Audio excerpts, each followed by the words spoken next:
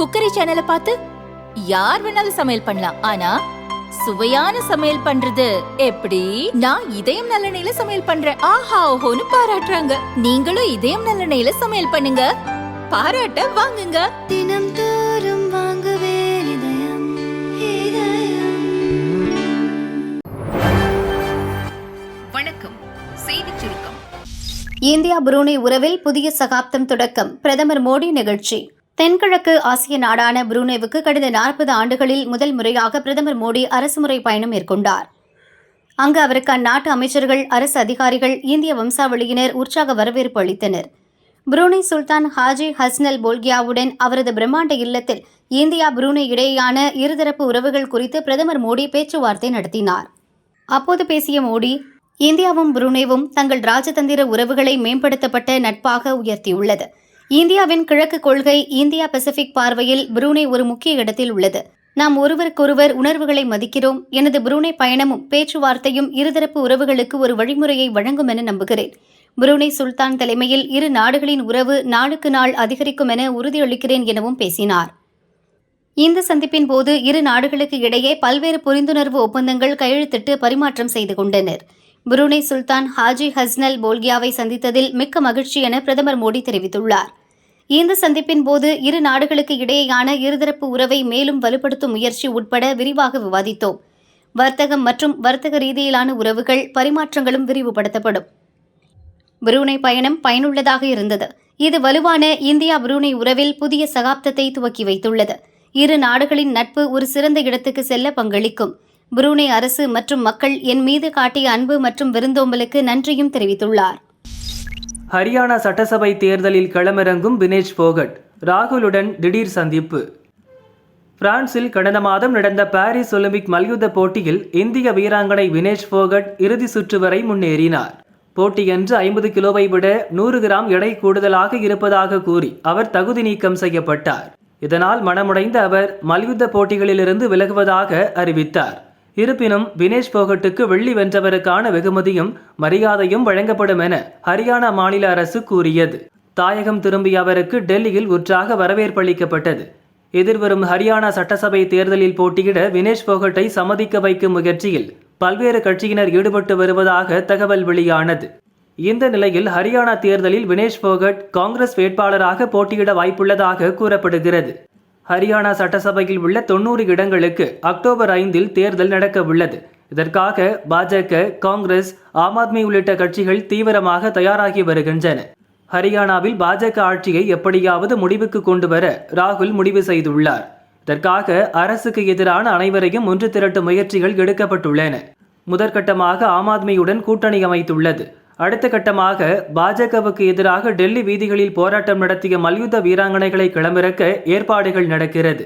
இந்நிலையில் மல்யுத்த வீராங்கனை வினேஷ் போகட், பஜ்ரங் புனியா ஆகியோர் டெல்லியில் ராகுலை சந்தித்தனர். இருவரும் காங்கிரஸ் சார்பில் ஹரியானா சட்டசபை தேர்தலில் போட்டியிட வாய்ப்புள்ளதாக கூறப்படுகிறது.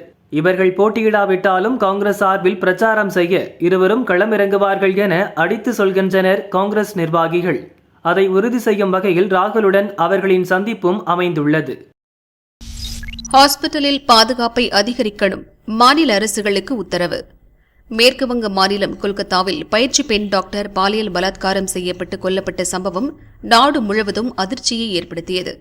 தங்களின் பாதுகாப்பை அதிகரிக்க வலியுறுத்தி நாடு முழுவதும் டாக்டர்கள் போராட்டத்தில் ஈடுபட்டனர். இந்நிலையில் நாடு முழுவதும் உள்ள ஹாஸ்பிட்டல்களில் டாக்டர்கள், மருத்துவ பணியாளர்களின் பாதுகாப்பை அதிகரிக்க வேண்டுமென மத்திய அரசு உத்தரவிட்டுள்ளது. இது தொடர்பாக அனைத்து மாநில தலைமைச் செயலர்கள் மற்றும் டிஜிபிக்களுக்கு மத்திய சுகாதாரத்துறை செயலர் அபூர்வா சந்திரா கடிதம் எழுதியுள்ளார்.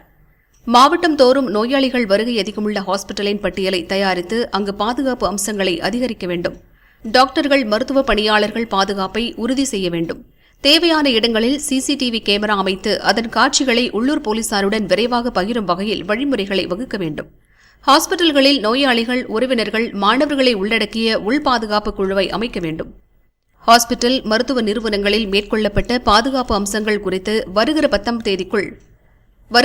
தேதிக்குள் விரிவான அறிக்கை அளிக்க வேண்டும் என அந்த கடிதத்தில் கூறப்பட்டுள்ளது. அரசு பள்ளி மீது அசிங்கம், மீண்டும் மற்றொரு சம்பவம். கிச்சன் மீது சீ. நாமக்கல் மாவட்டம் எருமப்பட்டியில் ஊராட்சி ஒன்றிய தொடக்கப்பள்ளி செயல்படுகிறது. திங்களன்று இப்பள்ளியின் சமையலறை பூட்டு மற்றும் சுவரில் மனித கழிவு வீசியும் அசிங்கமாக எழுதியும் வரைந்தும் இருந்தது. இது தொடர்பாக தலைமை ஆசிரியை தனலட்சுமி எருமப்பட்டி போலீசில் புகார் அளித்தார். போலீசார் விசாரிக்கின்றனர்.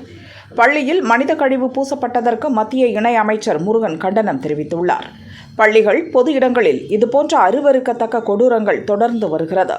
புதுக்கோட்டை வேங்கை வயல் குடிநீர் தொட்டியில் மலம் கலந்த சம்பவம் நடந்து 600 நாட்கள் ஆகியும் குற்றவாளிகள் கைது செய்யப்படவில்லை. திருத்தணி அருகே மத்தூர் அரசு பள்ளி கதவில் மனித கழிவு பூசியது.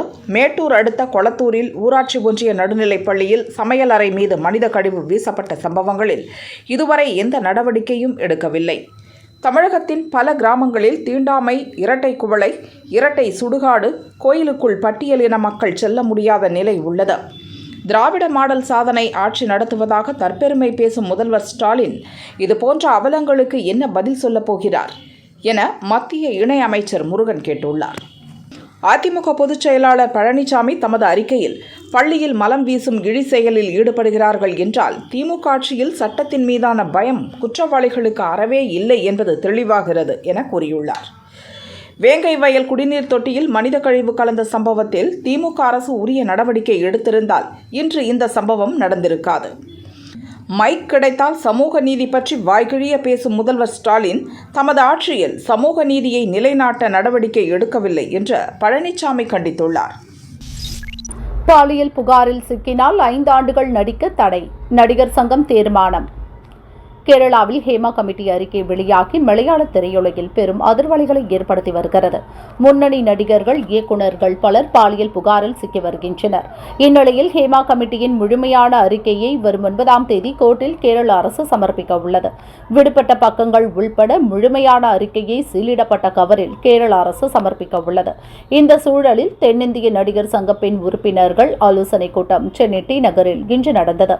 இந்த கூட்டத்தில் தென்னிந்திய நடிகர் சங்க தலைவர் நாசர், துணைத் தலைவர் பூச்சி முருகன், பொருளாளர் கார்த்தி மற்றும் கமிட்டி தலைவர் ரோகிணி, உறுப்பினர்கள் சுஹாசினி, குஷ்பு உள்பட ஏராளமானோர் பங்கேற்றனர். இதில் பல்வேறு தீர்மானங்கள் நிறைவேற்றப்பட்டன. தமிழ் சினிமா துறையில் பெண்கள் மீதான பாலியல் புகார் குறித்து உரிய விசாரணை நடத்த வேண்டும். புகாருக்கு உள்ளாவோர் மீதான குற்றச்சாட்டு நிரூபிக்கப்பட்டால் திரைத்துறையில் பணியாற்ற 5 ஆண்டுகளுக்கு தடை விதிக்க வேண்டும் என தயாரிப்பாளர் சங்கத்திற்கு பரிந்துரைக்கப்படும். பாலியல் தொந்தரவுக்கு ஆளாவோருக்கு சட்ட ரீதியான உதவிகளை அளிக்க நடவடிக்கை எடுக்கப்படும். பாலியல் குற்றங்களில் புகார் கூறப்படும் நபர்கள் மீது முதலில் எச்சரிக்கை விடுக்கப்படும். பின்னர் சட்ட ரீதியான நடவடிக்கை எடுக்கப்படும். பாதிக்கப்பட்டோர் மற்றும் அவர்கள் குடும்பத்தினர் குறித்து யூடியூபுகளில் பேட்டி அளிப்போர் மீது நடவடிக்கை எடுக்கப்படும். கமிட்டியின் நடவடிக்கைகளை தென்னிந்திய நடிகர் சங்கம் நேரடியாக கண்காணிக்கும் என தீர்மானம் நிறைவேற்றப்பட்டது. தலைமை ஆசிரியைக்கு தெரிந்த பிறகும் மாணவிகளுக்கு பாலியல் தொந்தரவு.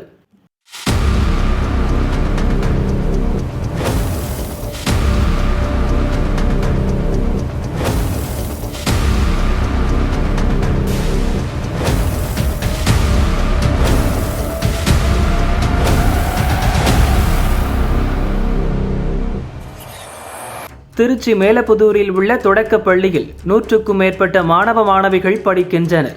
அங்குள்ள விடுதியில் சில மாணவிகள் தங்கி படிக்கின்றனர். தலைமை ஆசிரியராக கிரேஸ் சகாயராணி பணிபுரிந்தார். இவரது மகன் சாம்சன் லால்குடியில் உள்ள அரசு ஆரம்ப சுகாதார நிலையத்தில் டாக்டராக பணியாற்றி வந்தார். லால்குடியிலிருந்து வீட்டுக்கு போகும் வழியில் பள்ளிக்கு செல்வது வழக்கம். அப்போது தாயுடன் மாணவிகள் தங்கியிருக்கும் விடுதிக்கும் செல்வாராம். சிலருக்கு காய்ச்சல், சளி, தலைவலி, இருமல் என உடல்நல பிரச்சனை இருப்பதை பார்த்தால் தானாக சாம்சனே அக்கறையுடன் மருத்துவம் பார்த்துள்ளார். இதனால் அடுத்த முறை வரும்போதும் மற்ற மாணவிகளும் அவரிடம் தங்கள் பிரச்சனைகளை கூறியுள்ளனர். சரியான சந்தர்ப்பம் கிடைத்ததும் சில மாணவிகளிடம் சில்மிஷத்தில் ஈடுபட்டுள்ளார்.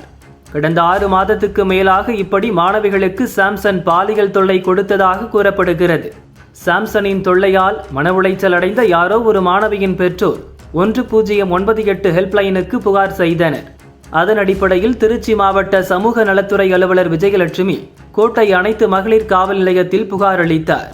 போலீசார் பள்ளிக்கு சென்று விடுதியில் தங்கி பயிலும் மாணவிகளிடம் விசாரணை நடத்தினர். மாணவிகளுக்கு சாம்சன் பாலியல் தொந்தரவு கொடுத்தது உறுதியானது. போக்சோ சட்டத்தின் கீழ் சாம்சனை போலீசார் நேற்று முன்தினம் கைது செய்தனர். சாம்சனிடம் விசாரணை நடத்தியதில் தாய் சகாயராணி தலைமை ஆசிரியராக இருப்பதால் தான் மாணவியர் விடுதி வரை அவர் ஈஸியாக சென்று வந்துள்ளார். 6 மாதமாக ரெகுலராக மகன் பள்ளிக்கு வர தொடங்கினார். சில மாணவிகளிடம் தவறாக நடந்தது தாய் சகாயராணிக்கு தெரிய வந்தது. மகனை கண்டித்துள்ளார். ஆனால் சாம்சன் கேட்கவில்லை. தொடர்ந்து பள்ளிக்கு வந்து மாணவிகளிடம் தவறாக நடந்துள்ளார். மகன் சாம்சனின் செயல்களை கண்டுகொள்ளாமல் விட்டதன் மூலம் குற்றத்துக்கு தாய் சகாயராணியே உடந்தையாக இருந்துள்ளார். அது மட்டுமில்லாமல் மகன் செய்த குற்றத்தை மூடிமறைக்கவும் முயன்றதாக பெற்றோர் தரப்பில் கூறப்படுகிறது. இதுபோன்ற குற்றச்சாட்டுகளால் தலைமை ஆசிரியை கிரேஸ் சகாயராணியை நேற்றிரவு போலீசார் கைது செய்தனர். மருத்துவ பரிசோதனைக்காக இருவரையும் திருச்சி அரசு மருத்துவமனைக்கு போலீசார் நேற்று மாலை அழைத்து சென்றனர். நெஞ்சு வலிப்பதாக கூறி சாம்சன் நாடகமாடினார். ஆனால் பலவித பரிசோதனைகளுக்கு பிறகு இரவு 9 மணியளவில் நீதிபதி வீட்டுக்கு அழைத்து சென்றனர். நீதிபதி வீட்டில் இல்லாததால் மறுபடியும் காந்தி மார்க்கெட் காவல் நிலையத்துக்கு கொண்டு சென்று இருவரையும் லாக்கப்பில் அடைத்தனர்.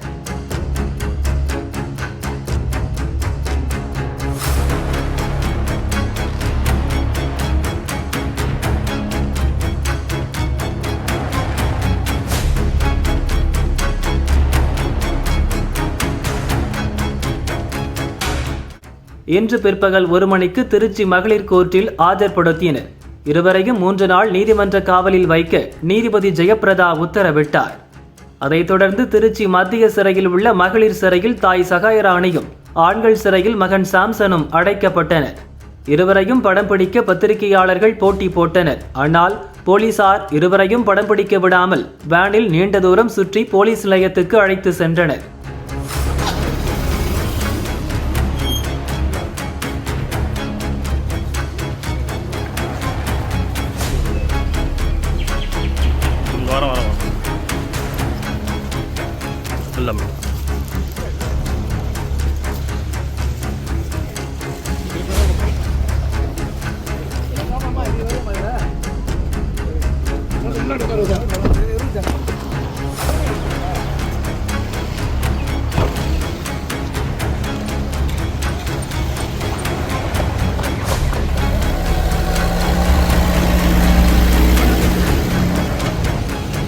ஆனாலும் பத்திரிகையாளர்கள் விடாமல் போராடி இருவரையும் படம் பிடித்தனர்.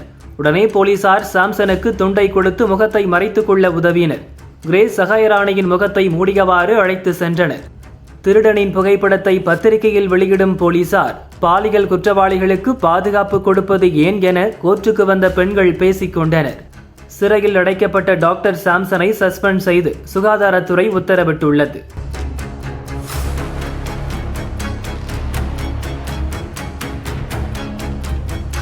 கிம் ஜாங் உன் செய்த செயல், தூக்கில் துடித்த 30 உயிர்கள்.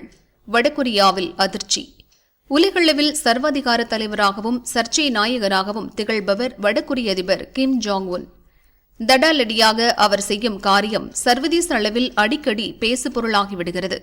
இப்போதும் அப்படித்தான் பதற வைக்கும் காரியத்தை சர்வசாதாரணமாக செய்து சர்ச்சையை சம்பாதித்திருக்கிறார் கிம் ஜாங் உன். அதாவது கடந்த ஜூலை மாதம் வடகொரியாவில் கனமழை வெளுத்து வாங்கியது. பல இடங்களில் நிலச்சரிவு ஏற்பட்டது. 40,000 வீடுகள் இடிந்தன. 15,000 வீடுகள் இருந்த தடம் தெரியாமல் புதைந்தன. நிலச்சரிவு பாதித்த இடங்களை அதிபர் கிம் ஜாங் உன் பார்வையிட்டார். பெண்கள், குழந்தைகள், முதியோர் என 15,400 பேர் முகாம்களில் தங்க வைக்கப்பட்டனர். நிலச்சரிவு நடந்த பகுதிகளை சீரமைக்கும் பணி துவங்கியது. எல்லா பணியும் முடிய சில மாதங்களாகும் என்று அதிபரிடம் அதிகாரிகள் கூறினர். நிலச்சரிவு ஸ்பாட்டில் ஆய்வை முடித்த பிறகுதான் அதிர்ச்சி முடிவை எடுத்தார் அதிபர். இவ்வளவு பெரிய பேரிழப்புக்கு கவனக்குறைவாக இருந்த அதிகாரிகள்தான் காரணம் என்று அதிபர் குற்றம் சாட்டினார்.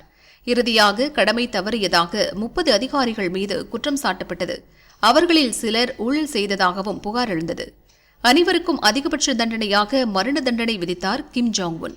ஆகஸ்ட் இறுதியில் ஒரே நேரத்தில் 30 பேரும் தூக்கிலிடப்பட்டனர். மரண தண்டனை நிறைவேற்றப்பட்டது.